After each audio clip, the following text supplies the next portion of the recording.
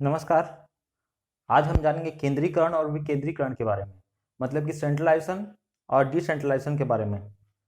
तो हम केंद्रीकरण क्या होता है? केंद्रीकरण वह होता है जिसमें केंद्र के समक्ष सारी अथॉरिटी या सत्ता का होना, यानी कि केंद्र के समक्ष सारी पावर का होना।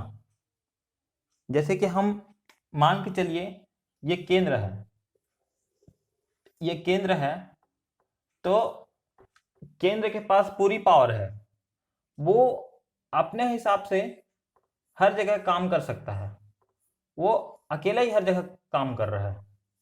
जो केंद्र है वो, उसका कार्य इस जगह भी हो रहा है, इस जगह भी हो रहा है, इस जगह भी हो रहा है, यहाँ यहाँ हर जगह पे हो रहा है, वो अकेले ही वहां से कंट्रोल की जा रही है। तो यह कहलाएगी केंद्रीकरण। अगर यही ऑथोरिटी वो कई भागों में बांट देता है, यहां उसने अपनी पावर बांट दी, यहां अपनी ऑथोरिटी बांट दी, यहां बांट दी, तो हर जगह वो अपनी ऑथोरिटी बांट दी, तो ये कहलाएगा विकेंद्रीकरण। इससे फायदा क्या होता है विकेंद्रीकरण से?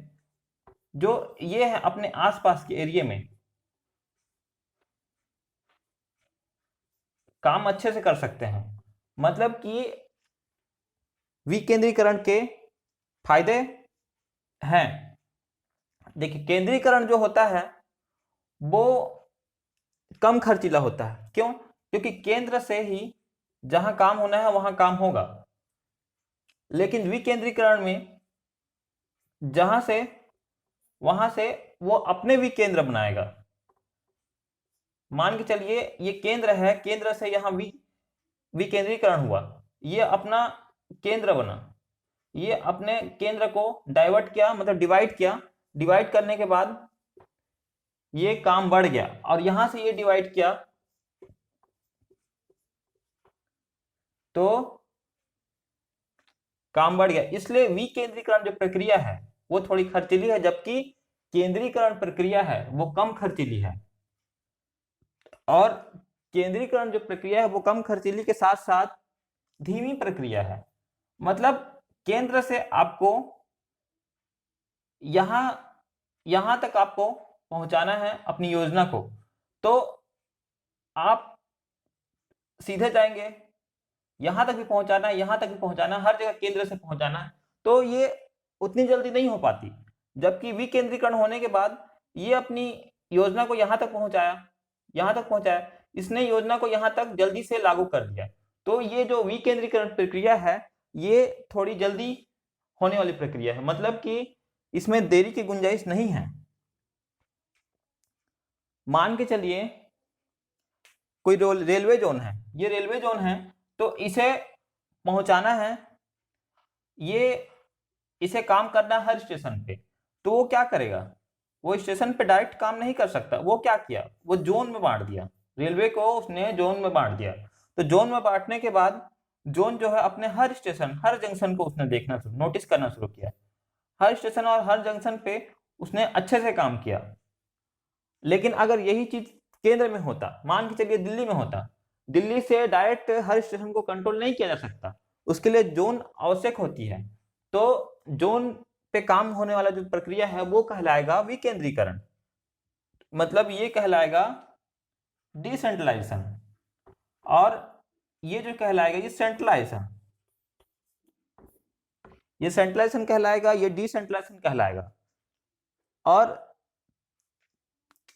हमारे देश में जितनी भी प्रक्रिया है, या प्रशासनिक हो, या फिर न्यायिक हो, या फिर कार्यपालिका की हो, या फिर विधायिका हो, ये लगभग विकेंद्रीकरण प्रक्रिया ही है। जैसे कि मान के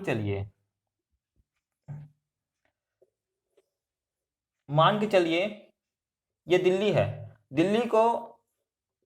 दिल्ली ने बिल पास किया, बिल को हर देश में लागू होना है, तो लागू कहां से होगा? वो हर स्टेट से लागू होगा। स्टेट क्या है? देश का विकेंद्रीकरण है। मान के चलिए कोई हाई कोर्ट है, तो हाई कोर्ट जो है, हाई कोर्ट कोई सूचना या फिर कोई आदेश पारित करता है तो वो जाएगा हाई कोर्ट में, हाई कोर्ट से वो जाएगा जिला या सत्र न्यायालय में, सत्र न्यायालय से जाएगा वो अन्य छोटे न्यायालयों में। मतलब कि ये जो प्रक्रिया है ये कहलाएगा विकेंद्रीकरण। मतलब डायरेक्ट आप किसी भी चीज को सुप्रीम कोर्ट तक जाके सुप्रीम कोर्ट में ही फाइल नहीं कर सकते, आपको जाना पड़ेगा सबसे पहले डिस्ट्रिक्ट कोर्ट में आप फाइल करेंगे केस, उसके बाद वो जाएगा हाई कोर्ट में, हाई कोर्ट से फिर वो जाएगा सुप्रीम कोर्ट में। तो ये जो प्रक्रिया है यही कहलाती है विकेंद्रीकरण।